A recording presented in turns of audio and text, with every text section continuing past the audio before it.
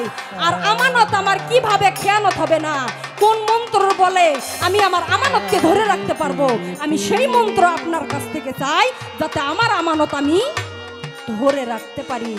আপনি সুন্দর করে এবারও আমাকে বলবেন। আমারে কতটা যে কইছিল দয়াল, আমি যেন ঠিক থাকতে পারি, আমি যেন অমনির ঘাটে যা আমি টলি না। আমি একটু ইচ্ছা কইরা এই কথাটার জব দেই নাই, দেখি শিশু কেমন কি আর মাথা না আমার বগুড়ার 7 মাথা একটু পরীক্ষা করার জন্য আমি বলি নাই। কিন্তু হে দইরা বইছে আমারে, কই দয়াল আমারে এমন ধন দাও, এমন সাধন দাও যাতে আমি কামিনীর ঘাটে যায় সাতরাইতে সাতরাইতে ডুব দিয়ে আমি দরিয়ার থেকে শালুক তুলতে পারি, আমি যেন ডুব দিয়ে জল না খাই। তবে এবারে আমি যে এবার কিছু কথা শুনলাম, আমার দয়াল বললেন আমি যে ভক্তি করি এই ভক্তিতে নাকি উনি সন্তুষ্ট নয়। তাহলে একটা গুরু যদি শিষ্যের ভক্তিতে যদি সন্তুষ্ট না হয় তাহলে তো কিছু পাওয়া যাইব না বাবা। তবে আমি মনে করি যেদিন আমি আমার গুরুর চরণে আমি নিজেকে সঁপে দিয়েছি সেই দিন থেকে আমার বলতে আমি আর কিছুই রাখি না। তাহলে আমি যে ভক্তি করি আমার এই ভক্তিতে যদি আমার দয়াল আমার আনোয়ার চা যদি সন্তুষ্ট না হয় তাহলে তো সমস্যা বাজান। তবে আমি আমার দয়ালের কাছে বলবো কিভাবে ভক্তি করলে আপনি সন্তুষ্ট হবেন, কিভাবে চরণ ধরলে আপনি সন্তুষ্ট হবে, আপনাকে দয়া করে আমাকে বোঝাই দেবেন। তার কারণ এই যেমন আপনি বললেন যে ভক্ত রে তুমি আমাকে ভক্তি করছো তবে আমি সন্তুষ্ট হই নাই, তবে এখন থেকে চেষ্টা করবো আরো ভক্তি করানোর জন্য বেশি বেশি করে। তবে দয়াল আপনার কাছে আমার অনুরোধ, আপনার কর্ম তবে কিভাবে ভক্তি করলে কি কইয়া ভক্তি করলে আপনি সন্তুষ্ট হইবেন, আপনার মনটা নরম হইব, আপনি আমার একটু কইয়া দেবেন। আপনি আমার আগের যে একটা প্রশ্ন করেছিলেন যে তুমি কোথায় ছিলা, আবার তোমার বাবার নাম কি, তোমার মার নাম কি, তোমার নাম কি আমাকে জিজ্ঞাসা করেছিলেন। তবে আমি জবাব করেছিলাম, তবে ওই জবাবটা ওনার মন মতো হয়নি, আবার হয়েছেও। সেদিক থেকে বলছে আমি এভাবে বলি নাই, উনি আমাকে বোঝাইতে চাইলেন এই কামিনীর ঘাটে, উনি একটা গান গায়েও শোনাইলে এই কামিনীর ঘাটে কম যাইতে এবং এই পর নারী পর বাড়ি কেউ করো না হরণ, 84 লক্ষ জুনি ভ্রমণ করে হবে মানব জনম। তবে আমারে বোঝাইতে চাইলেন উনি আমার আমানত, আমার আমানতকে ধরে রাখতে হবে, আমার আমানতকে খেয়ানত করা যাবে না। তবে আমার আমানত, আমানত তো সবাই বুঝি বাবা। তবে দয়াল আমি আপনার কাছে জানতে চাই, আমানত সকলেই ধরে রাখতে চাই বাবা, তবে আমিও চাই আমার আমানত যেন খেয়ানত না হয়, আমি যেন ধরে রাখতে পারি, আমি যেন পর বাড়ি পর নারী হরণ না করি। তবে এই আমানতটা আমি কিভাবে ধরে রাখবো, কি করলে আমার আমানত খেয়ানত হবে না, আপনার কাছে আমি জানতে চাই। আপনি তো নিজে বলছেন পর বাড়ি পর নারী কেউ করো না হরণ, তার মানে হরণ করা মানে আমানতকে খেয়ানত করা হচ্ছে। তাহলে আমি যে আমার আমানতকে ধরে রাখবো, কি করে ধরে রাখবো, তার মন্ত্র তো আছে বাবা, সেটা তো আমাকে জানতে হইব। তবে আপনি এবারে আমারে বুঝাবেন যে কোন দোয়া পাঠ করিলে বা কোন মন্ত্র বলে আমি আমার আমানতকে ধরে রাখতে পারবো, তাহলে আমার আমানত খেয়ানত হবে না। আপনি আমাকে বলে দেবেন, আমি যেন তার দ্বারায় আমি আমার আমানতকে ধরে রাখতে পারি, খেয়ানত যেন না হয়।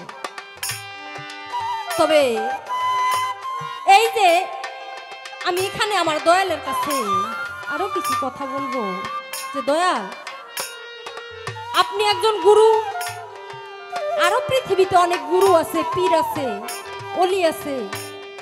তবে এই গুরুরাই পীরেরা বলে যে প্রেমের গাছে একটি ফল, আবার কেউ বলে দুইটা ফল, আবার কেউ বলে একটা ফল। সেই ফল গুরু খাইয়া শিষ্য খাইলে অমর হয় তার সংসারে।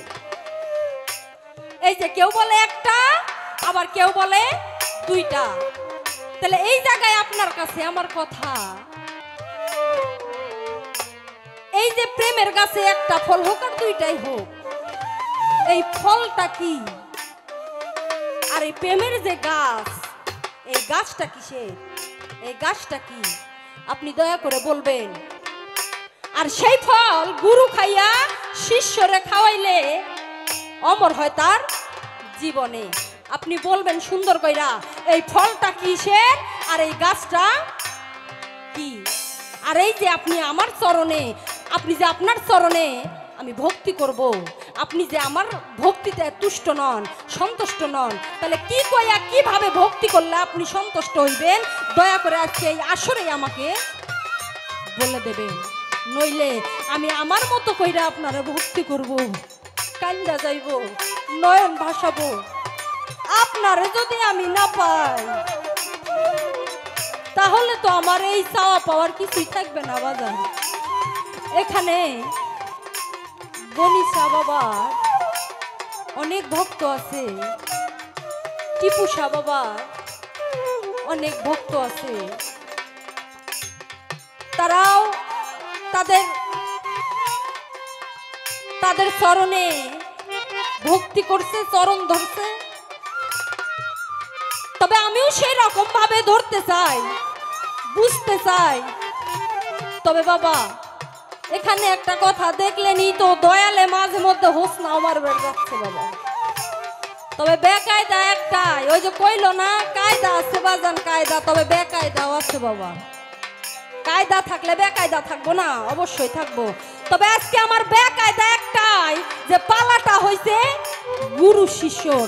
তবে ওই যে একটা কথাই আছে, যদি গুরু কখনো ভক্তের দিকে একবার কুনজরে তাকায়, তার ডাক কলেরা ধরবো বাবা। ভয়টা তো এই জায়গায়, তাই আজকে আর আমি হোসনা মারবার পারছি না, নইলে অন্য পালা হইলে ঠিক হয়ে মারতাম। দেখলেন না আজকে ওনার পাওয়ার বেশি, মানে ভূতাইতাছি আর বের করে নিচ্ছি। আজকে ওনার গরমটা বেশি, তাই আজকে আমার কম যাইব না। উনি যদি আজকে আমার দুতরা দিয়েও মারে, তাও আমি চাইবো দয়ালের ভিতরে কি আছে, গভীরে কি আছে, তা বের করে নেওয়ানোর জন্য। তবে দয়াল, আমি কিন্তু আপনার সঙ্গে চেতি নাই, খুব সুন্দরভাবে আপনারা ডাকতেছি দয়াল। আপনি সুন্দর করে বলবেন, আমি কিছু জানি না, একটুখানি জানার জন্য, বোঝার জন্য আমার এই দেহ, মন, প্রাণ সব আপনার চরণে সঁপে দিয়েছি। তবে দয়া কইরা এই অধমরে একটু মাইনা দিছেন, শিক্ষা দিয়ে দিলেন। তবে এবারে যাক বললাম, আপনি সুন্দর করে বলবেন, ওই গাছটা কিসের আর এই ফলটা কি আপনি বলবেন। আর কিভাবে চরণ ধরলে, কিভাবে ডাকলে আপনি সাড়া দেবেন, আমি সেইভাবে আপনারে ডাকতে চাই। আর আমানত আমার কিভাবে খেয়ানত হবে না, কোন মন্ত্র বলে আমি আমার আমানতকে ধরে রাখতে পারবো, আমি সেই মন্ত্র আপনার কাছ থেকে চাই, যাতে আমার আমানত আমি ধরে রাখতে পারি। আপনি সুন্দর করে এবারও আমাকে বলবেন। যাই হোক, এবারে আমার একটা গান, উনি যে গান গাইতেছে বাবা, ওনার একদিনের গান আর আমার নাকি 7 দিনের গান, তাও হইব না। তবে যা হবার তাই হইব নাকি।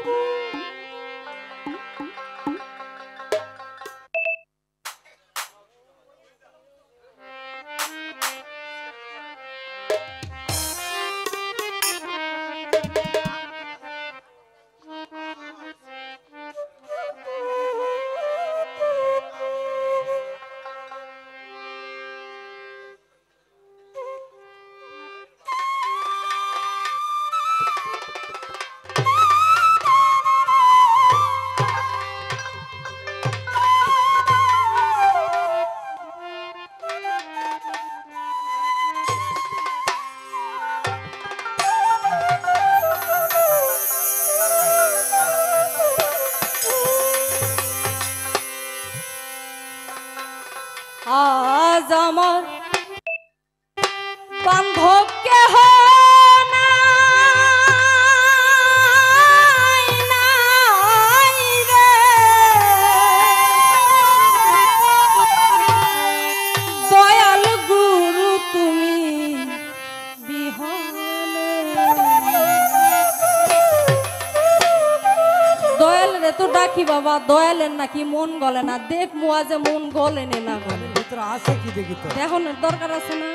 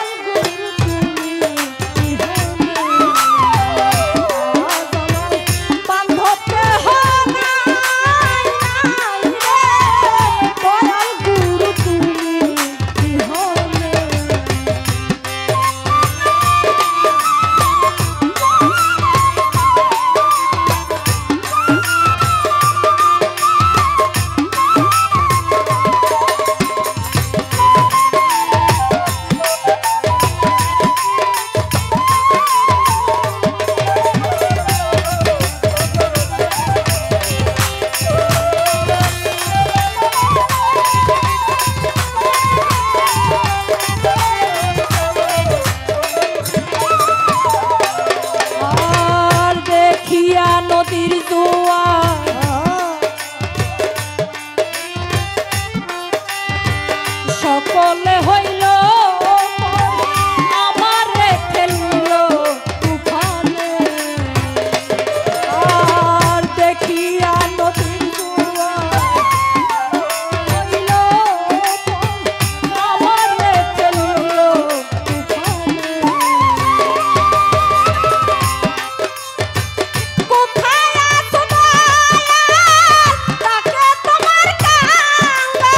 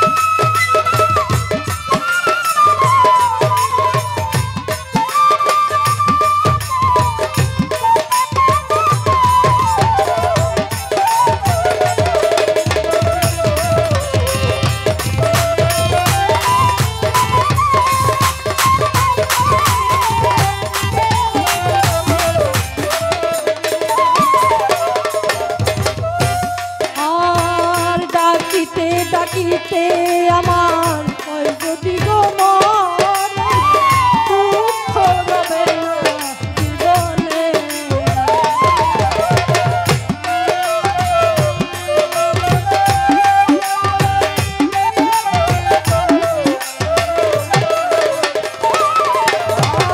ডাকিতে ডাকিতে আমার যদি গো মরে দুঃখ রবে না জীবনে।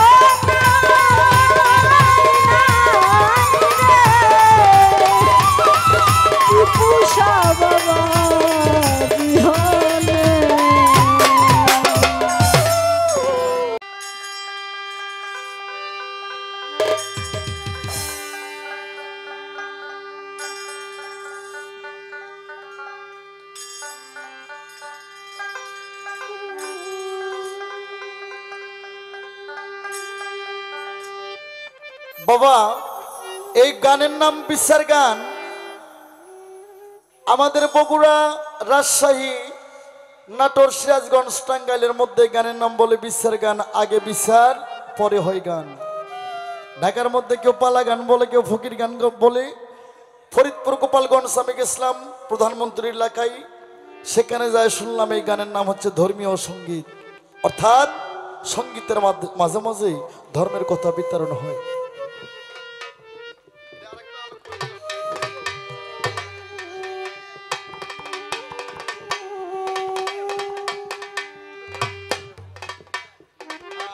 ওই সেবা জান এবার পাইছি আমি, আর কায়দা বেকায়দা সব বুঝতে পারছি। এই ঠুকাও বাবা। তাহলে মাইয়া মানুষ তো মাইয়া শিশুকের সাথে গান গাওয়া আর গাইবা সিরে জলাই নাইমে পানি খাওয়া সমান কথা। একটু চড়া কথা কইলে চোখ থেকে পানি আসে, এই জন্য কিছু কই না। আমারে কইছে দয়াল গো, আমরা পাগলেরা বলি, আমরা ফকিরেরা, পীরেরা, গুরুরা বলি, প্রেমের গাছে দুটি ফল অসে করে টলমল, এই ফল গুরু খাইয়া হয় শিষ্য অমর। এই ফল নিয়ে বাংলাদেশে একসময় অনেক ঝড় তুফান উঠে গেছিল। এই যে আপনাদের পার্শ্ববর্তী জেলা মানিকগঞ্জ, আমার গুরু যে আব্দুল রশিদ সরকার রূপে রশিদ সাইজি, আমার গুরু দয়াল বাবা, সে অনেক জিহাদ করছে এই ফল নিয়ে, এই তরিকা নিয়ে, এই সাধুর বাজার নিয়ে। আজকে তুমি আবার ওই মরা আমার সামনে আনছাও, হ্যাঁ, আবার আমার ওই পেছে ফলাইবা। তো ওই পেছের ভয় আনোয়ার সরকার করে না, যা করে আল্লাহ। হ্যাঁ, তবে ফলের ওপরে তুমি আগে একটা গান শোনো, আর তুমি যে কথা কইছাও এর পৃষ্ঠে কথা রাখবো, আমার কইবারও নাই আর সইবারও নাই। তবে তুমি যে দেশে আসছো আসতে বাজাও, তুমি যে ভাবে আসছো সে ভাব দেশে আমি তোমার নিয়ে যাবো। আমার টিপু সাহ পাগলের একটা খেলা আছে, খেলা আমি তোমার দেখাবো, পাগলেরা কি করতে পারে আর কি না করতে পারে। তুমি শিষ্য যদি আমার তাহলে ইশারায় বুঝবা, হও তাহলে বুঝবা না। কবি বলেছেন মাসেক ছাড়া কেউ পাবে না প্রেমের মজা সংসারে, ইস্কো গাছে আশেক নামের ফল ধরে। ভক্তরে ওই ফলের হয় 12 দানা, শোধন করে সাধু জোনা। সাধু ছাড়া যদি ওই ফল খায় গলায় আটকে মারা যাইব। হ্যাঁ, সাধু ছাড়া খাইলে যেমন বিষ খাইলে যেমন হয়, এই ফল খাইলেও তেমন হইব। তাই বলতেছে সাধক ওই ফলের হয় 12 দানা, শোধন করে সাধু জোনা। 7-5 যোগ মিলনে প্রসার হলো সংসার। কুন্দুত কামজার মাখ ফিয়ান দলিলে যার আছে প্রমাণ, প্রেম রসতে সাই নিরঞ্জন দোসরকে তৈরি করে। আলেফ লাম মিম আহাদ নুরি, আলেবে আল্লাহ মিমে মোহাম্মদ, লামে লামে কি তুমি জানো?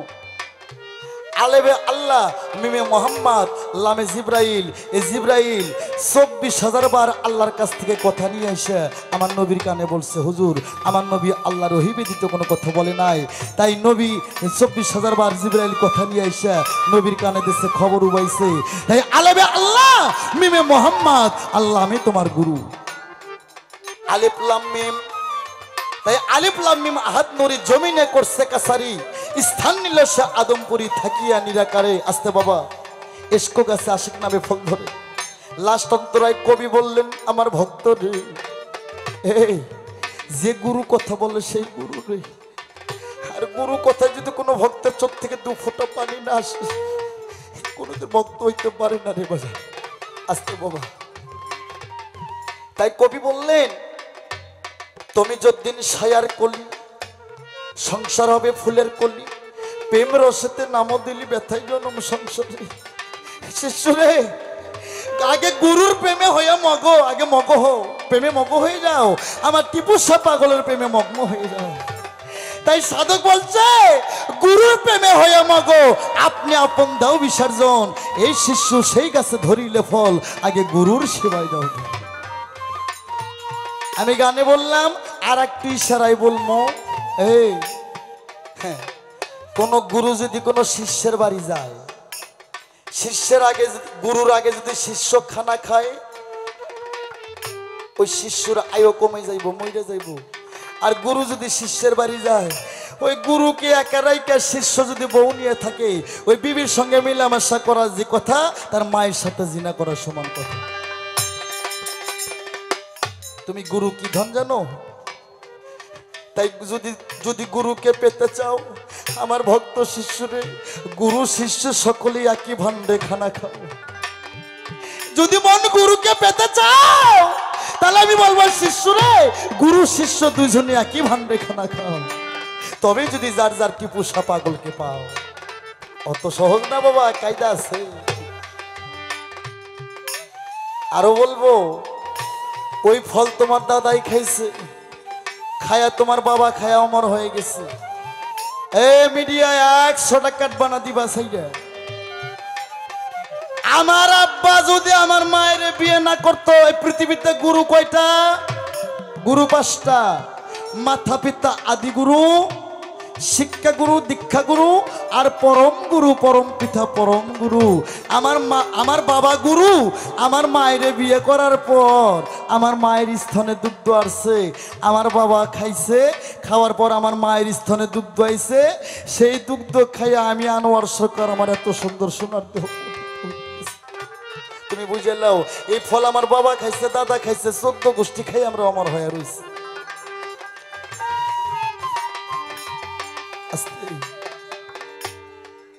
তাই আমার প্রাণের ভক্ত রে,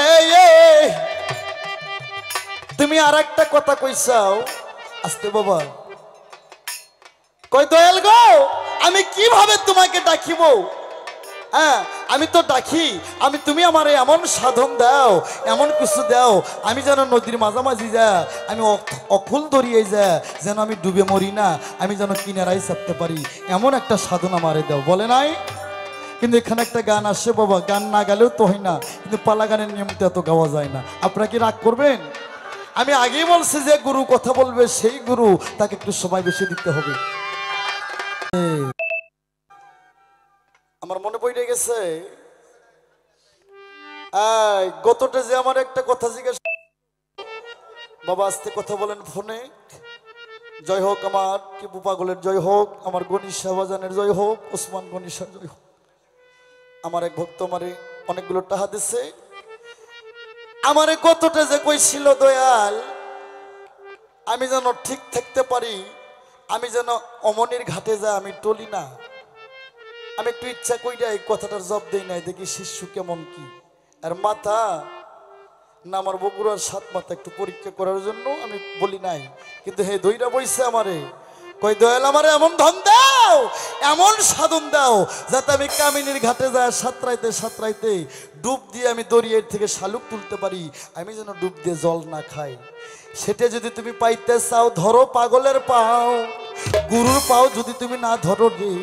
এই জন্য আমি বলছিলাম, আসা যাওয়া যেখানে ভক্তি আছে সেখানে, যার ভক্তি নাই রে তার নাই মুক্তি। যতবার করিবা ভক্তি ততবার পাইবা মুক্তি। ভয়ে ভক্তি, ভক্তিতে মুক্তি, ভক্তি দিতে নাগে বড় শক্তি রে। হ্যাঁ, সেই নববিধা ভক্তি তুমি আগে আমাকে দাও। তবে তুমি দাও নাই, সাওয়াল যদি না কান্দে মায়ে দুধ দেয় না। কই সাওয়াল আমার বালাই আছে, আর একটু কাজ কাম সাইরালু। আর সাওয়াল যদি কান্দে ওঠে, মা অফিস আদালত ফালাই দিয়ে সমস্ত কাম সাইডা সন্তানের মুখে, হ্যাঁ, সারাবান তহুর ওই যে জালাল খা বলছিল, ওরে থাকতে খুদা প্রেম সোদা প্রাণ করে নেই অবুঝ মন। তুমি যদি দয়াল নামের সুতা পান করতে চাও, আমার টিপু পাগলের নামের সুতা যদি পান করতে চাও, ধরো দয়ালের পাও। এ পাও না, পায়ের মধ্যে আর একটা পাও আছে, আমি কইছিলাম না? চরণ জগল চরণ পদ চরণ রাঙ্গা চরণ শিশরণ, দয়ালের রাঙ্গা চরণ ভুলো না রে। হ্যাঁ, কানার দলক আর কি কম, যে হেলা হালুয়া না আছে, এই তো গোবর ও হালুয়া করে কই বলে ভাই।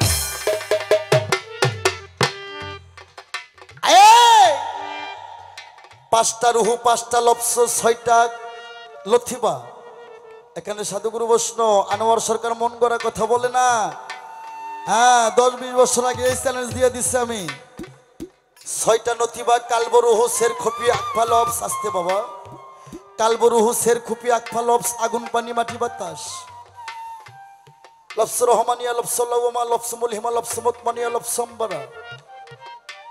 পাঁচটা রুহু, পাঁচটা চন্দ্র তোমার মধ্যে বয়, পাঁচটা চন্দ্র তোমার মধ্যে বয়। নাভি হইতে নেছে, নাভি হইতে নেছে 3 দিন বয়, নাভি হইতে উপরে 2 দিন বয় রে। তাই শনি গুরু রবি মঙ্গলবার, কায়দা আছে বাবা, শনি গুরু রবি মঙ্গলবার।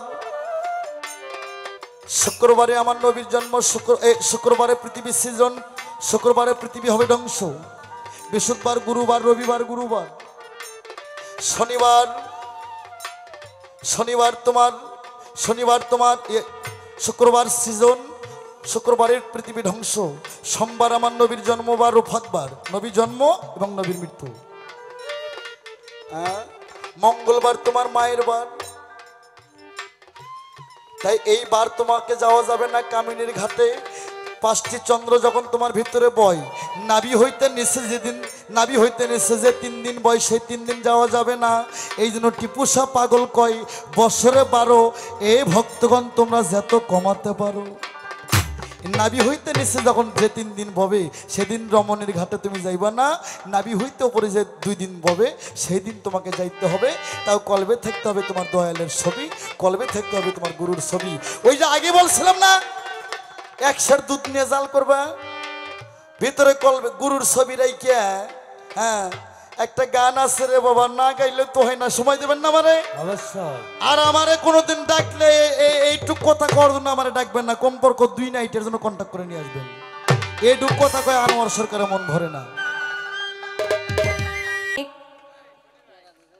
অনেক কিছু আমি পাইলাম যা বলার বাহিরে, তবে যা উনি বলেছিলেন তাই করলেন, যে যা চাইবা তার থেকে 10 গুণ, তবে তাই দিলেন।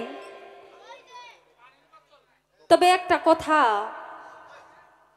আসলেই বাবা এরকম একজন শিল্পীর সঙ্গে গান গাওয়া আসলেই খুব, তার কলিজাটা অনেক বড় হওয়া দরকার।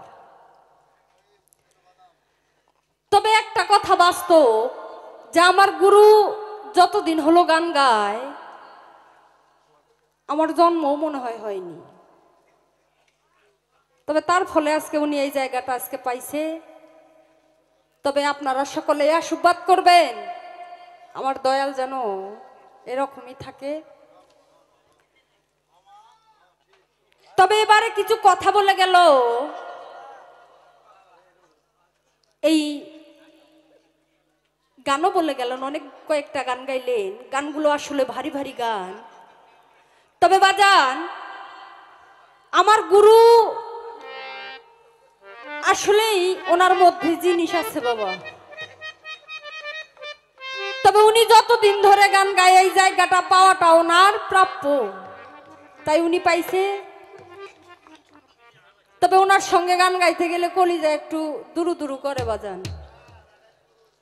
তবে যাই হোক, আপনারা শুনলেন আমার গুরু আসলে ওনার মধ্যে কি আছে, উনি কি জানেন, কি পারেন। তবে আমি যতটুকু চাইছি তার চেয়েও উনি আমাকে দ্বিগুণ দিছে। তবে এর মধ্যে একটা কথা বলে গেছে, যে ভক্তরে আজ আমি আনোয়ার সরকার বেঁচে আছি, তাই হয়তো বা তুমি বুঝবা না।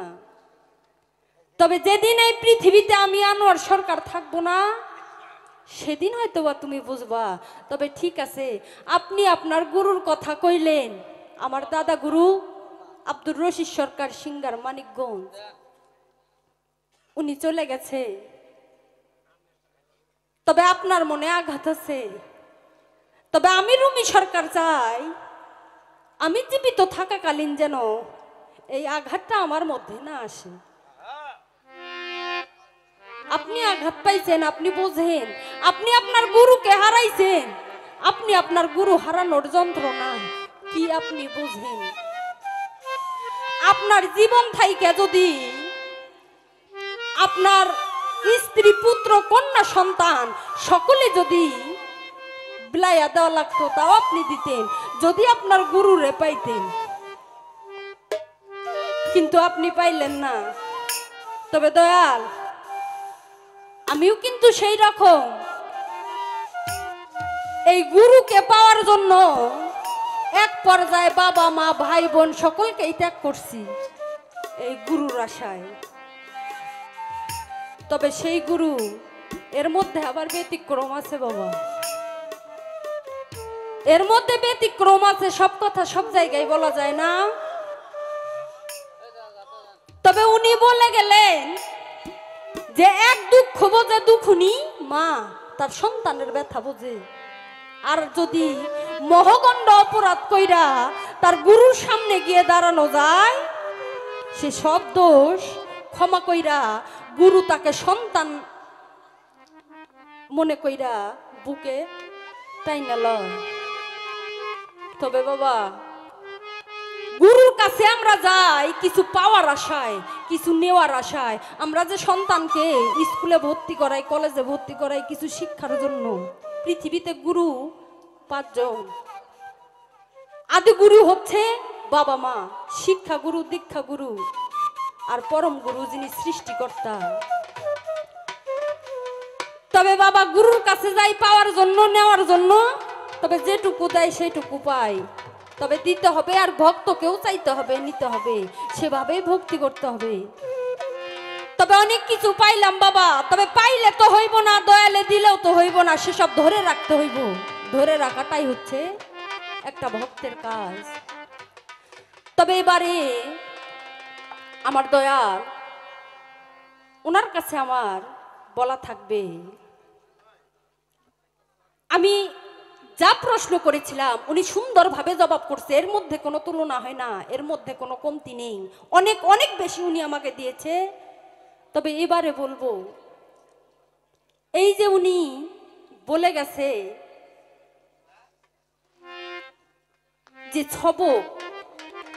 ছবক নিতে হবে। যখন আমরা বায়াত গ্রহণ করি, একজন পীরের হাতে যায়, যখন সমস্ত কিছু বিলিয়ে দেই তার চরণে, আমরা সব কিছু বিলিয়ে দেই, বায়াত গ্রহণ করি। এই পীরেরা, এই গুরু বলে ছবক নেওয়ার কথা। তবে আমি আমার দয়ালকে বলবো, এই ছবকগুলো কি? এই ছবক কাকে বলে? এই ছবকগুলোর নাম কি কি আপনি বলবেন। আর এই যে পীরেরা যে বলে যে যা আছে, গুরুরা বলে, পীরেরা বলে যা আছে ত্রিভুবনে তা আছে মানব ভাণ্ডে। যা আছে ত্রিভুবনে তা আছে মানব ভাণ্ডে। তবে ত্রিভুবনে যদি থাকে, তা যদি মানব ভাণ্ডে থাকে, তো জিজ্ঞাসা তো করা দরকার যে কোন জায়গায় কি আছে। এই ত্রিভুবনটা তো ছোট নয় বাবা, অনেক কিছু আছে এই ত্রিভুবনে। তবে আমার জানতে চাই, এই ত্রিভুবনে যেমন মক্কা আছে, মদিনা আছে, কাবা আছে, তবে আপনার দেহে এই কাবা কোথায়? আপনারা যে বলেন যে যা আছে ত্রিভুবনে তা আছে মানব ভাণ্ডে, তবে আপনার মানব ভাণ্ডে যদি থেকেই থাকে, তো আপনার মানব ভাণ্ডের মধ্যে কাবা কোথায় আছে? আর আমি হয়তো ছোট মানুষ, তাই আমার বুঝতে সমস্যা হয়েছে। তবে আপনারা জ্ঞানী গুণী মানুষ আছেন, আপনারা হয়তো বুঝতে পারছেন যে উনি কোন দিকে লক্ষ্য করে কথাটা বলছে। তবে আমার এই জায়গায় পেল গেছে যে তোমার করে মুসলমানি হইল কিভাবে, সুন্নত আদায় হইল কেমন, এটা দেখাই তো হইব। এই যে যখন একটা পুরুষ মানুষ 6 থেকে 7 বছর বয়স, তখন ওই মামুর আগাল বাঁশের চিপে ফেলাইয়া কাটানোর সঙ্গে সঙ্গে একটা পুরুষ মানুষের সুন্নত আদায় হয়ে যায়। তেমনি কইরা তবে বাবা, আল্লাহ পাক এবং দিনের রাসূল যাকে সৃষ্টি না করলে এই নিখিল বিশ্বে কিছুই সৃষ্টি করতেন না, সেই নবী, আমাদের দিনের নবী, আমাদের যিনি সৃষ্টিকর্তা আল্লাহ পাক, একটা নারীকে কিন্তু যথেষ্ট সম্মান দিয়েছে। একটা নারীকে সেই সম্মান দিয়েছে, নারীকে খুব ভালোবাসে। তার কারণ এই নারী মাতা, নারী ভগ্নী, নারী কালনাগিনী, নারী কালসাপিনী, আবার এই নারী হবে পারের তরী। তাই এই নারীকে আল্লাহ পাক এতটা সম্মান দিয়েছে, এতটা ভালোবাসে, এতটা মহব্বত করে, এই নারীর জন্য 7 দিন নামাজ আল্লাহ পাক মাফ করে দিয়েছেন নাকি বাবা? 7 দিন নামাজ মাফ করেনি, 7 দিন রোজা আল্লাহ পাক মাফ করে দিয়েছে। আপনারা তো জানেন আমার মা বোনদের প্রতি মাসে মাসে, আপনারা সকলে জানেন। তাহলে বুঝে নেন যে একটা নারীকে আল্লাহ পাক কতটা সম্মান দিয়েছে, কতটা ভালোবাসে। তবে আপনি যেমন বললেন যে তোমার ধরারও জায়গা নাই, কাটারও জায়গা নাই, কথাটা কিন্তু অন্যদিকে গেছে বাবা। আমার খারাপই লাগছে গুরুর মুখ থেকে এরকম কথা শুনে। তবে তেমনি আপনার ঘরে ধরা লাগবো, কাটা লাগবো, আপনার ঘরে তো মানুষ সমাজেও দেখে নিয়ে। আপনার ঘরে যখন কাটেন তখন মানুষ সমাজেও দেখে, আর আমার ঘরে দেখে না। একটা নারীর যখন 12 বছর 3 মাস 21 দিন বয়স হয়ে যায়, সে নারীটার বেলা ঘুরে, অর্থাৎ সে নারীটার মধ্যে ফুল ফুটে। আর ঠিক 7 দিন পর 4 জন মৌলবীকে ডাইকা 30 পারা কোরআন খতম কইরা নিতে হয়। আর তখনই একটা নারীর সুন্নত আদায় হয়ে যায়। সকলে বলি সুবহানাল্লাহ। তবে এইটা কিন্তু কেউ দেখলো না, জানলো না, শুনলো না। আপনার ঘরে দেখে, জানে, শুনে। তার কারণ আপনার ঘরে থেকে একটা নারীর সম্মান বেশি আছে, আল্লাহ পাক বেশি দিয়েছে। আল্লাহ পাক একটা নারীকে সেই ভালোবাসে, সেই জন্য সেই মর্যাদাটা আল্লাহ পাক একটা নারীকে দিয়েছে। তাই তো আমার ঘরে দেখে না, আপনার ঘরে দেখে, কষ্ট দিয়ে কাটে। তাই আমার ঘরে ধরারও প্রয়োজন হয় না, কাটারও প্রয়োজন হয় না। তাই তো আশা করি বুঝতে পারছেন। তবে যাই হোক, এবারে একটা গান ওনার কাছে আমি বলবো না যে প্রশ্ন, তার কারণ আজকে আমার সুযোগ বাবা, আজকে আমার সুযোগ ওনার কাছ থেকে কিছু নেওয়া। এমনি তো দিতে চায় না। তবে আমার জন্য ভালো হয়েছে এই গুরু শিষ্য পালাটা দিয়া। আজকে যদি কিছু ওনার কাছ থেকে পাওয়া যায়, এই সুযোগে যদি আমি কিছু নিতে পারি, আর যদি না পারি তাহলে তো নাই। তবে আজকে চেষ্টা করতে হইব ওনার কাছ থেকে কিছু নেওয়ানোর জন্য। তার কারণ সাগরের মধ্যে কিন্তু অনেক জল বাবা, অনেক পানি না। ওখান থেকে যদি 2, 4, 5 বালতি পানি ওঠানো যায়, কমে? কখনো কমবো না। তাই এই সাধু গুরু যারা আছেন, এনারা সেরকমই সাগরের মতো, যেখান থেকে যত খোঁচাবেন, যত প্রশ্ন করবেন, থেকে ততই মধু বের আসবে, ততই তথ্য বেরিয়ে আসবে। তবে আমি মনে করি আজকে আমার একটা সুযোগ এসে গেছে আমার দয়াল চাঁদের কাছ থেকে কিছু পাওয়ার জন্য। আজকে এখানে গণিশা বাবার ভক্তবিন্দু যারা আছে তারাও কিছু পাবেন। তবে আমি আমার দয়ালের কাছে যা বলেছিলাম, যে কয়েকটা কথা ওনার কাছে রেখেছিলাম, উনি সুন্দরভাবে জবাব করছে, সুন্দরভাবে উনি বুঝাইলেন। তবে আশা করি উনি এভাবেই বুঝাবেন, শুধু আমি নই, আপনারাও বুঝবেন এবং শুনবেন। তবে আমার দয়াল অনেক কথা বলে গেলেন, কি সুন্দর একটা গানও গাইলেন যে ধরো চরণ ছেড়ো না মন, ধরো চরণ ছেড়ো না, গণিশা বাবা কাউরে ফেলে যাবে না।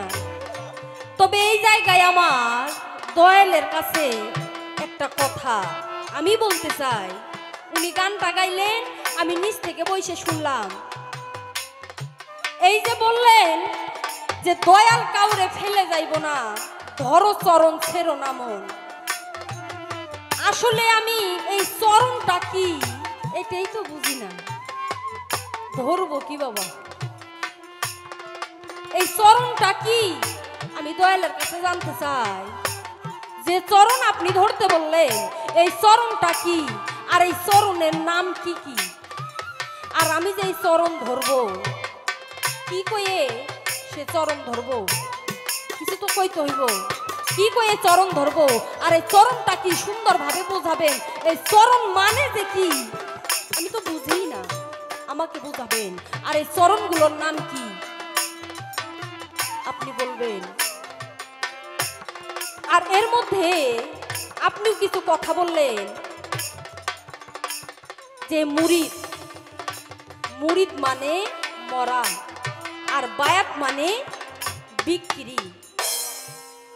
তবে এই যে মুরিদ মানে মরা, বায়াত মানে বিক্রি, আমি যে আপনার শিষ্য আর আপনি আমার গুরু, তবে আপনি আমারে কি ধন দিয়ে কিনে নিলেন? কি দিয়ে কিনে নিলেন? কি ধন দিয়ে কিনে নিলেন? আর কোন পল্লায় মাপলেন? পল্লাটা কিসের ছিল? রশিগুলা কিসের ছিল? আর সে পল্লা পাথর কি ছিল? কিসের পাথর ছিল আপনি বলবেন। আর এই যে মুরিদ মানে মরা, বায়াত মানে বিক্রি, আমি জানি এই গণিশা বাবা পদ্মা নিয়ে চইলা গেছে, আমি ওইটাকে মরা বলি। পদ্মা নিয়ে চইলা গেছে, এইটাকে মরা বলি। তবে আপনি তো এই সুন্দরভাবে গান গাইতেছেন, আমার সামনে কথা বলতেছেন, আমি তো মনে করি আপনি একজন জিন্দা। আমি মনে করি আপনি একজন জিন্দা। আপনি কথা বলতেছেন, হাসতেছেন, খেলতেছেন, গান গাইতেছেন, ঘুরতেছেন, ফিরতেছেন, সবই ঠিক আছে।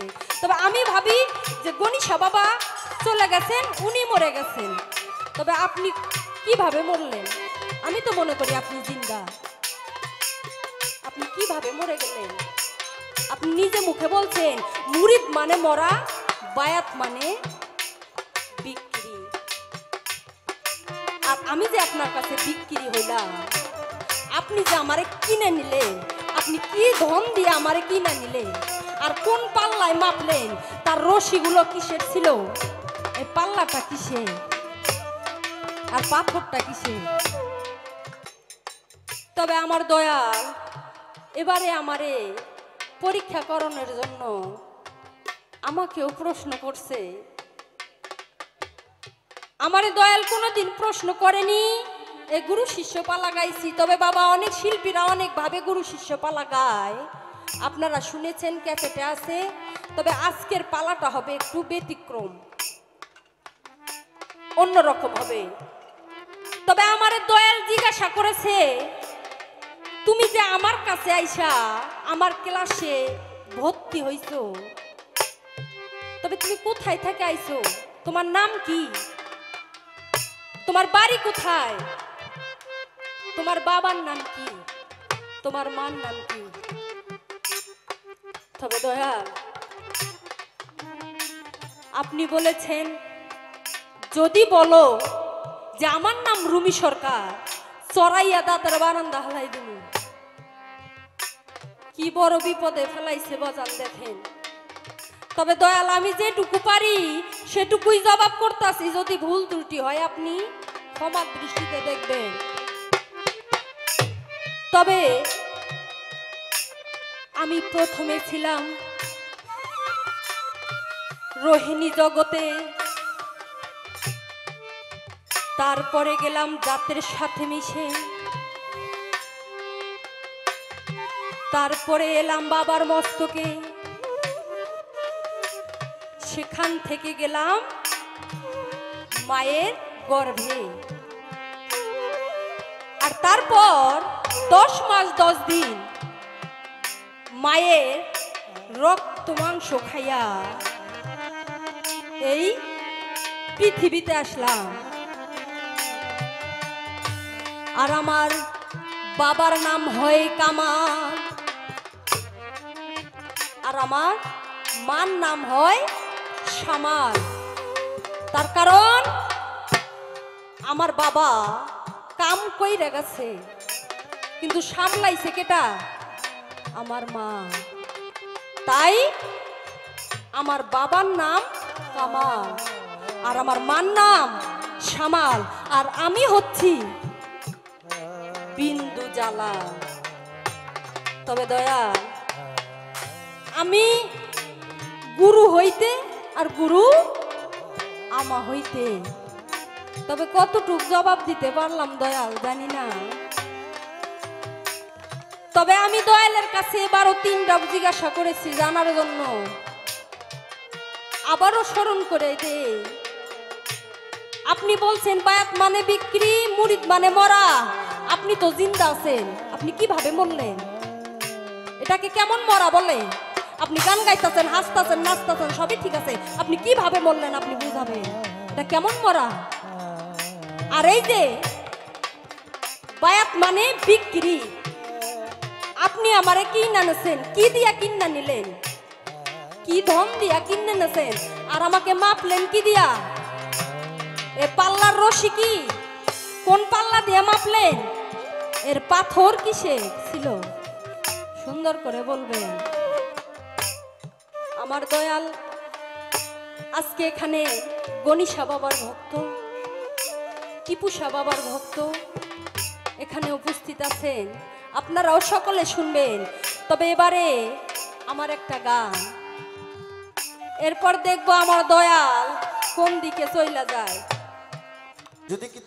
যদি কিছু পেতে চাও তুমি তাহলে ঘর ধরো তোমার গুরুর পাও, তারপরেই হবে তুমি ফাও। আমি গান গাইছিলাম, ধরো চরণ ছেড়ো না মন, ধরো চরণ ছেড়ো না শিশুরে, আমার টিপুসা পাগল কাউরে ফেলে যাবে না, আমার নিতাই কাউরে ফেলে যাবে না। সে আমারে কয় দয়াল গো চরণ কি আমি বুঝি না, চরণ কয় প্রকার, চরণের নাম কি কি? আরে পাগল, চরণ 5 প্রকার। ও শ্রীচরণ, পদচরণ, যুগল চরণ, রাঙ্গা চরণ আর চরণ।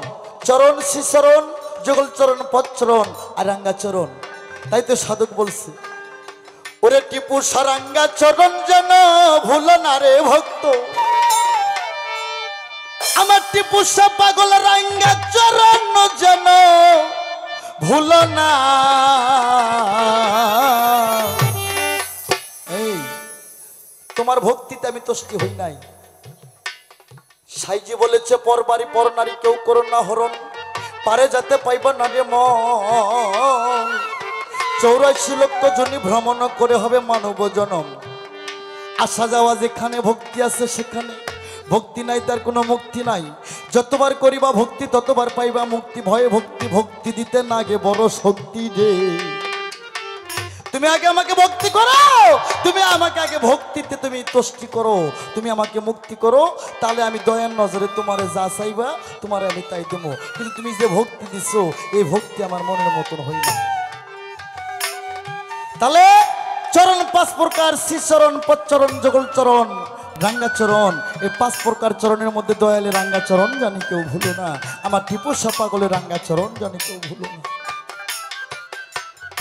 আরে যখন তুমি আমার কাছে আইলে আমি তোমার মুরিদ করাইলাম, মুরিদ মানে মরা, এটা তো কয়ে দিলাম ভাবের মরা। আমি তোমাকে সবক দিলাম কালবরু হুসের খুপি আক ফালব, আগুন পানি মাটি বাতাস রে।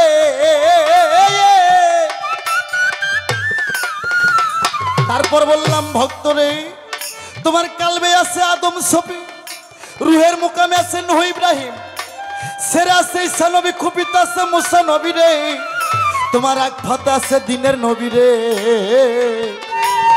নাভি হইতে 4 আঙ্গুল নিচে লবস, তোমার লবসে আছে আল্লাহ, লবসে আছে শয়তান। এটা বুঝতে হইলে তোমার এমন একটা ভক্তি দিতে হইব। ভক্তিটার নামও বললাম নববিধা ভক্তি। এই নববিধা ভক্তি যদি তুমি আমার দিতে পারো তাহলে আমি তোমার মুক্তি দেবো, কথা দিলাম।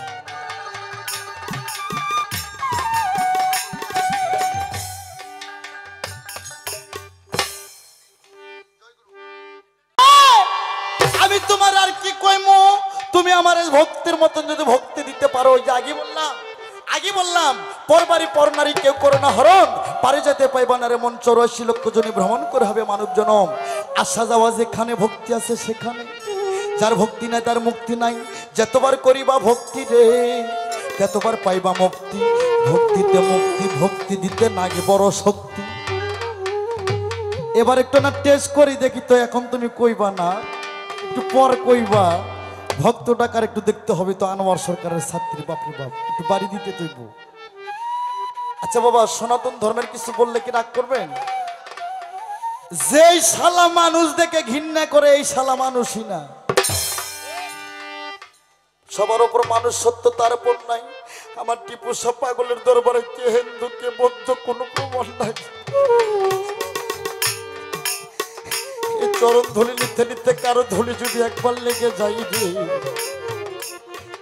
আমার টিপু সাহ পাগল কয় আমি এপার হতে ওপারে বসে আছি। তাই আমার ভক্তরে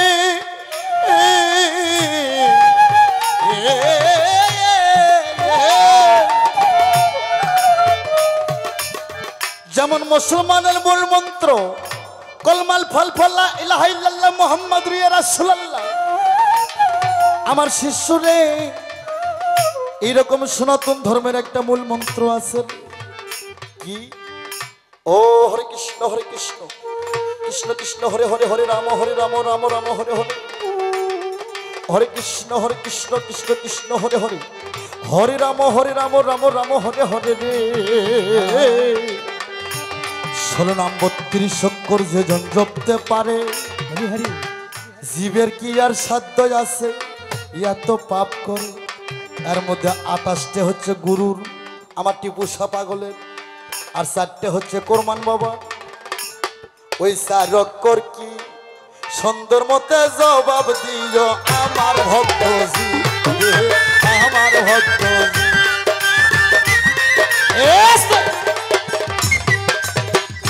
হরে কৃষ্ণ কৃষ্ণ কৃষ্ণ হরে হরে, হরে রাম রাম রাম হরে হরে। 16 নাম 32 অক্ষর যে জন জপতে পারে, জীবের কি আর সাধ্য আছে এত পাপ করে। এর মধ্যে 28টে গুরুর আর 4টে শিষ্যের। ও শিষ্য, এই নাম যদি কোনো শিষ্য জপিতে পারে উড়িয়ে যায় স্বর্গে পড়ে। তুমি জানলে একটু বুঝাইবা এই 4টা কি, তাহলে বুঝবো তুমি আমার শিষ্যর কাতারে দাঁড়াইবা। আস্তে ওনার যা কথা ছিল, আর কি কোনো কথা আছে বাবা? নাই। আমি তোমার ও আস্তে আছে, যে দেশের মানুষের সাথে আমার মন মিশে। কি গান গাইলো? তো যে দেশের মানুষের সাথে আমার মন মিশে, আমারে নিয়ে চলো সেই দেশে, তোমার সেই দেশে আমারে নিয়ে চলো সেই দেশে।